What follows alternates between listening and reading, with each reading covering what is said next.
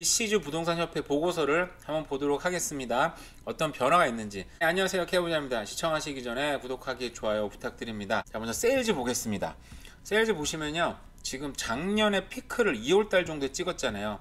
거기에 비해서 지금 BC주 전체는 거의 반토막 이상이 난 상태고요. 작년 평균하고 비교해 보면 35%가 하락이 됐다고 합니다. 물론 지역별로는 아까 말씀드린 대로 반토막 이상 60% 가까이 떨어진 데도 존재하고요. 평균은 35% 이상 지금 하락한 상태입니다. 그리고 액티브 리스팅 같은 경우는 지금 집이 거의 안 팔리다 보니까 계속 증가를 했죠. 근데 이제 집이 워낙 안 팔리다 보니까 물건을 안 내놓고 있는 상황이에요. 그래서 조금 줄었지만 그 전에 내놓은 물건들도 소비가 안 됐기 때문에 지금 이렇게 지속이 되고 있습니다. 회색으로 들어가 있으면 이제 밸런스 마켓이죠. 이게 바이어 마켓도 아니고 셀러 마켓도 아니었어요. 셀러 마켓이 팬데믹 됐기 때문에 가격이 엄청나게 치솟고 사람들이 줄 서서 막 집을 봐야 되지만 지금은 밸런스 마켓인데 약간 횡보하고 있는 입장인 거죠. 그래서 좀 더 많은 집을 선택할 수 있고 생각할 수 있는 기회가 있는 시장이기도 하라고 합니다. 자, 에버리지 프라이스는요, 지금 파란색 보시면 이게 에버리지 프라이스인데 지금 살짝 올랐다가 떨어졌다가 살짝 올랐는데 이건 크게 의미는 없는 것 같고 일단은 지금 우리가 횡보하고 있다라고 보시면 될 것 같아요. 근데 트렌드는 지금 평균 트렌드는 점선이거든요. 점선이 지금 꺾이지 않았습니다. 그러니까 이 프라이스는 조금 바뀌긴 했지만 우리가 전체 지금 가격이 떨어지는 트렌드는 현재 바뀌지 않았고, 제가 며칠 전에 소개했던 뭐 TD뱅크 보고서나 아니면 뭐 르페이지 보고서나 봤을 때 올 초까지는 대략적으로 더 떨어질 것 같다는 예측이 많이 있었죠. 그러다 보니까 가격은 약간 횡보하긴 했지만 결국 트렌드는 꺾이지 않았기 때문에 우리가 대부분 그래프 볼 때 이렇게 뭔가 점선으로 만났을 때 어떤 변화가 일어날 수 있다라고 보는데, 이런 트렌드 그래프와 프라이스 그래프가 지금 만나고 있잖아요. 그죠? 여기서 이제 어떤 변화가 있을 수 있다. 물론 더 떨어질 수도 있고 더 올라갈 수도 있으니까 시장을 계속 눈여겨 보셔야 될 것 같고요. 지역별 프라이스 인덱스입니다. 자, 밴쿠버는 11월 달에 2월 to 2월 비교한 거예요. 그러니까 1년 단위로 비교했을 때 11월 달에는 0.6%, 12월 달에 좀 더 떨어졌죠. 3.3%. 근데 프레이저 밸리는 이번 12월 때는 8.7%나 떨어졌습니다. 그 반면에 빅토리아는 작년 대비로 지금 계속 상승세에 있고요. 밴쿠버 아일랜드도 마찬가지입니다. 그러니까 도심에 있는 인구가 외곽으로 빠져나가는 게 재작년에, 그러니까 11월 달에도 있었고 12월 달에도 어느 정도 계속 추세가 존재하고 있는 거죠. 반면에 칠리왁은 사실상 가장 많이 오른 지역이기도 한데 가격이 가장 많이 빠지고 있죠. 세일즈 프라이스인데요. 캠룩 같은 경우는 지금 세일즈는 거의 반토막이 났는데도 불구하고 지금 프라이스 체인지는 1.4%밖에 안 났습니다. 그러니까 이게 세일즈가 이 정도 떨어지면 사실 가격이 더 떨어져야 되는 건데 지금 프라이스 체인지는 거의 뭐 일어나지 않았다라는 거. 오카나가도 마찬가지죠. 크게 떨어지지 않았습니다. 중점적으로 보고 있는 우리 그레이트 밴쿠버 지역, 프레이즈 강 이북 지역은요, 물론 그 세일은 반토막 이상이 났습니다. 52.2%. 근데 2월 to 2월 체인지는 불과 4.6%에 불과합니다. 물론 저 5%에 가깝지만 워낙 비싼 집이다 보니까 5% 떨어진 것도 많이 떨어진 거긴 한데, 이 가격 세일즈 떨어진 거에 비하면, 그러니까 지금 사람들이 세일즈는 많이 떨어졌는데 가격을 싸게지만 내놓지 않고 던지지 않는다는 의미예요, 사실은. 그러다 보니까 4.6%만 떨어지고 지금 버티고 있는 거죠. 근데 여기서 더 문제가 생기면 가격을 던지겠지만, 문제는 그레이트 밴쿠버 같은 경우는 사실상 이 밴쿠버에서 우리가 BC주 가장 잘 사는 지역이다 보니까 대기 수요가 좀 많이 있다고 생각이 들어요. 그러다 보니까 그냥 가격이 좀 떨어지면 사람들이 또 사고 하는 부분이 있나 봐요. 그래서 세일즈 많이 적지만 여전히 가격은 덜 떨어졌다. 그 반면에 프레이저 밸리는 61.4%나 세일즈는 떨어졌고요. 그리고 2월 to 2월 체인지도 무려 17.9%나 떨어졌습니다. 프레이저강 이남 지역인 거죠.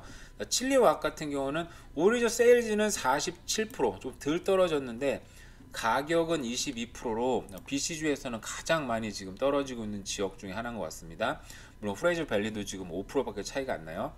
액티브 리스팅 같은 경우는요, 작년 대비로 했을 때 그레이트 밴쿠버는 지금 40% 가까이 늘었습니다. 당연히 물량이 많아지니까 가격이 좀 떨어지는 게 있는데, 반면에 프레이저 밸리는 130% 가까이나 늘었습니다. 당연히 물량이 지금 저렇게 2배 이상이 늘었으니까 당연히 가격의 하락폭이 좀 더 컸던 거죠. 칠리왁 같은 경우는 167.8% 굉장히 많이 늘었죠. 근데 또 이해가 안 가는 게 여기 빅토리아나 밴쿠버 아일랜드 같은 경우는 물량이 지금 200%가 는 거면 거의 지금 3배 가까이 지금 물량이 나왔는데도 가격은 계속 올랐잖아요. 그죠? 그래서 이게 우리가 알고 있는 수요 공급 법칙하고는 맞진 않는데 지금 물량은 액티브 리스팅은 늘었는데 가격은 지금 조금씩 올랐어요. 그죠? 그래서 가격을 떨어뜨린 상태로 안 팔리는 거고 사람들이 가격을 좀 후려치려고 그러면 지금 세일을 할인을 안 해주나 봐요. 일단 제가 그냥 그래프로 보는 걸로 봐서는 그렇게 보이는 것 같습니다. 팬데믹 때 상위 1%가 부의 63%를 가져갔다고 합니다. 부익부 빈익빈이 심화됐습니다. 왜냐하면 인플레이션이 상승하면 제가 예전에 이런 그래프를 이 동영상을 만들었었는데 그 불평등이 심화된다는 건 이게 결국 인플레이션이 심화되면 부가 새로 생기는 게 아니라 가난한 사람들의 그러니까 저소득층의 그 자산이 잘 사는 사람들한테 이전이 됩니다.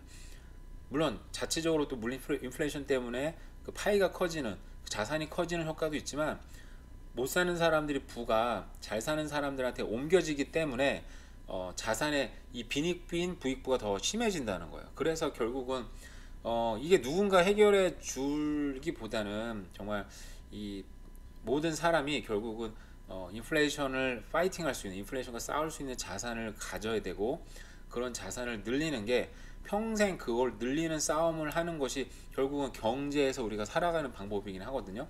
그래서 역사적으로 가장 빠르게 부익빈 분익빈 형상이 더 늘어나고 있다고 합니다. 그래서 거기에 대한 일회성 부유세와 횡재세를 도입하고 가장 부유한 주민 1%에 대한 세금을 노동 및 자본소득의 최소 60%까지 영구적으로 이상할 것을 제한한다. 결국은 세금을 좀 늘리자. 저 어떤 기조의 생각은 저도 동일하는 부분이 있긴 한데 문제는 그 1% 정말 극상위층 같은 사람들은 우리가 알고 있는 뭐 예를 들어서 아마존을 소유하고 있는 기업이라든지 아니면은 뭐 앨런 머스크 같은 정말 우리가 이름만 딱 들어도 알 수 있는 그런 기업들을 많이 갖고 있는 사람들이라 그런 사람들한테 세금을 더 때려봤자 개인들이 아니거든요. 회사를 소유하고 있는 사람들이라서 그 세금을 잘 맞지도 않을 뿐만 아니라 결국은 저런 세금이 또 제품의 가격 상승을 올리기 때문에 우리 같은 일반 사람들이 결국은 그런 걸 삼으로써 세금까지 같이 내버리는 현상이 있습니다. 그래서 세금을 올리는 게 꼭 뭐라고 표현해 만병통치약은 아니다. 그걸 좀 알면 우리가 또 좋을 것 같고요. 저도 이 리포트를 보고 했는데 제가 이 부분은 캐치를 하지 못한 부분이 있는 것 같아요. 캐나다 4분기 집값이 14년 내에 최대 낙폭이었다고 합니다. 네, 지금 그 금리 인상이 엄청나게 이렇고 가격 계절적인 요인도 있을 것 같아요. 그러다 보니까 작년 4분기 집값이 14년 내 최대 낙폭 그리고 15년 사이에 처음으로 28년 이후에 처음으로 연간 낙폭이 기록된 한 해였습니다. 그러니까 그만큼 지금 부동산 가격 하락이 굉장히 지금 거세게 일어나고 있다. 이미 보고한 리포트니까 이 정도만 넘어가고요. 또 토론토에서는 집값이 10년 만에 2배 올랐다고 합니다. 그러니까 저것도 우리가 말을 다시 바꾸면 집값이 2배 올랐다라고 표현할 수도 있지만 또 다른 말로 표현하면 그만큼 돈의 가치가 절반으로 떨어졌다 이렇게 표현할 수도 있습니다. 그러니까 이 물건값이 오른다는 건 결국 돈의 가치가 하락이 된다는 거잖아요. 그만큼 인플레이션은 우리가 지금 작년이라고 올해 막 인플레이션이 막 거대 인플레이션이다 막 얘기했지만 인플레이션은 자본주의에서는 늘 있는 존재입니다. 어쩔 수가 없어요. 우리가 카드를 쓰는 것, 집을 사는 것, 자동차를 사는 모든 과정이 결국은 크레딧, 존재하지 않는 돈, 우리가 크레딧을 이용해서 사는 거잖아요. 소위 말해서 뭐 우리가 할부로 사잖아요. 결국은 그만큼 론을 받아서 사는 거기 때문에 론을 받는다는 건 그만큼 거품이 일어나는 거고 자본주의와 어떤 인플레이션과 이런 거품, 버블은 정말 뗄래야 뗄 수가 없다. 자본주의 경제는 곧 버블이기 때문에 어쩔 수가 없습니다. 그래서 우리가 거기에 맞춰서 살아가야 되고 그걸 이기면서 살아가는 게 핵심인 거지 저기에 우리가 뭐 이걸 바꿔야 된다, 이거 정책적으로 이거 바꿀 수 있다, 그럴 것 같지는 않아요. 사실은 이 기사는 CN드림이라고 캘거리 뉴스에서 뽑아온 건데요. 캘거리 영화 산업계가 2023년에도 호황이 기대된다고 합니다. 근데 이게 제가 캘거리라서 뽑아온 게 아니고 우리가 잘 알든 모르든 오히려 BC주가 헐리우드에서 지금 하청을 받는 영화 산업이 굉장히 크게 잘 되는 곳 중에 하나입니다. 그래서 밴쿠버 다운타운에는 스쿨이라고 그러잖아요. 그 영화를 만들고 영화를 제작하는 사람들 양성하는 그 유명한 학교도 있고요. 그래서 우리가 직장을 잡을 때 이 밴쿠버 그 캐나다에 영화 산업계에도 아주 큰 산업체가 존재하니까 그쪽에도 우리가 뭐 영화에 쓰이는 어떤 애니메이션이라든지 그래픽 기술이라든지 이런 수요가 굉장히 많은 도시이기도 합니다. 그래서 그런 쪽으로도 생각을 하시고 뭐 자녀들이나 아는 사람들 직장을 잡는 것도 한번 괜찮지 않을까 생각이 들었어요. 월스트리트 저널 보도인데요. 반도체는 새로운 석유다. 미국이 공급망 재편에 올인하고 있다. 우리가 이거는 이미 이제 알고 있는 뉴스기는 한데 오히려 이제 기름보다 50년간 석유 매장지가 지정학적 정의, 그러니까 이 중동이 굉장히 중요해서 미국이 거기 많이 역할을 했었었는데 중요하지 않다 보니 거기서 발을 뺐는데 지금 사우디가 열받아서 지금 그 러시아나 이쪽으로 붙고 있는 상황이잖아요. 근데 이제는 사실 오일도 지금도 중요하긴 하지만 이제는 반도체 공장이 중요하다. 그러니까 미국이 삼성도 협박해가지고 반도체 공장도 미국으로 옮기게 만들고 지금 대만에 지금 세계 지금 3대 그 반도체 공장이 있다 보니까 중국이 그걸 계속 먹으려고 하다 보니까 그걸 미국이 막아주려고 그 대만 해협에 계속 미군 주남기나 전투기가 날아다니면서 그 보호하는 상징적 모습을 보여주고 있잖아요. 그만큼 반도체는 지금 우리가 자동차에도 쓰이고 옛날 자동차에는 쓰이지 않았는데 자동차가 점점 컴퓨터화가 되고 있죠. 그런 셀폰, 컴퓨터 정말 우리 삶의 모든 분야에 컴퓨터라이즈가 되면서 지금 이런 반도체가 그만큼 중요해진다. 그러니까 반도체 관련된 일들, 컴퓨터 사이언스라든지 뭐 코딩 같은 거라든지 저도 잘 모르는 분야긴 합니다만 그쪽 분야가 일이 옛날에는 AI가 대체되니까 일이 확 줄 거다라 얘기를 했는데 현재로서는 그쪽이 수요가 높으니까 일자리 계속 만들어지고 있는 중입니다. 그래서 그런 쪽으로는 얼마나 돼야 AI가 확 뭐 장악할지 모르겠지만 아직까지는 되고 있다. 근데 이게 저도 이쪽 분야는 잘 몰라서 계속 우리가 보면서 언제쯤 AI가 커지나 봐야 될 것 같아요. 미국 와이오밍주 알버타 밑에 있는 주예요. 2035년까지 12년 동안 그러니까 EV는 이제 일렉트로닉 비이클 그러니까 전기차를 판매 금지를 추진한다고 합니다. 이 말도 안 되는 민주주의에서는 사실은 미국에서 말도 안 되는 얘기이기는 한데 그만큼 와이오밍주는 저렇게 가스 앤 오일을 생산하는 미국이 8번째라고 해요.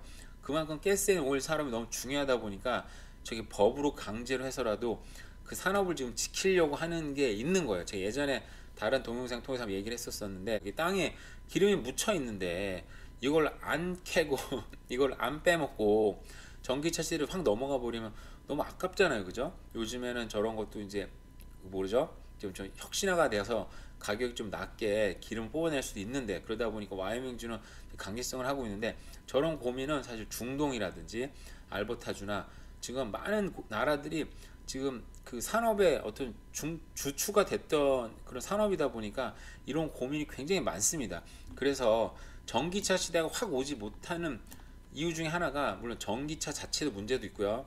산업이 못 따라가는 것들 그리고 이런 석유 산업의 많은 정부나 아니면 산업들이 그런 걸 반가워하지 않는 거죠. 그래서 그런 어떤 아직까지는 전기차와 기존의 전통의 가스앤 오일이 아직은 싸우는 중이다라는 생각이 들어요. 암트랙 캐스케이드가 저기 어디죠? 시애틀로 가는 기차 편수를 늘린다고 합니다.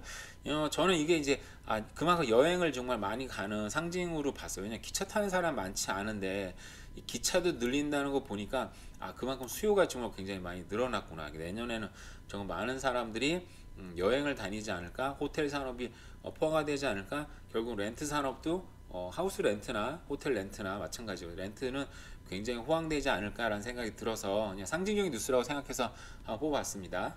캐나다 인플레이션이 좀 줄어들긴 했지만 그 밴쿠버 캐나다는 여전히 another rate hike, 그러니까 금리 인상, 기준금 인상을 하고 생각하고 있다라는 게 좀 많은 전문가들이 얘기를 하더라고요. 1월 25일 날 있다고 하는데요. 아마도 0.25%가 아마 올라가지 않을까 예측을 하고 있다고 합니다.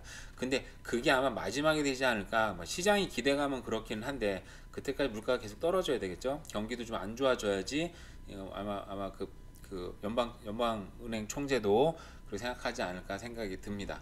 외에도 많은 뉴스가 있지만 오늘 다 다루기 힘들 것 같고요. 또 이상으로 대략 둘러본 부동산 뉴스와 경제 뉴스였습니다. 오늘도 하루 잘 보내시고요. 감사합니다.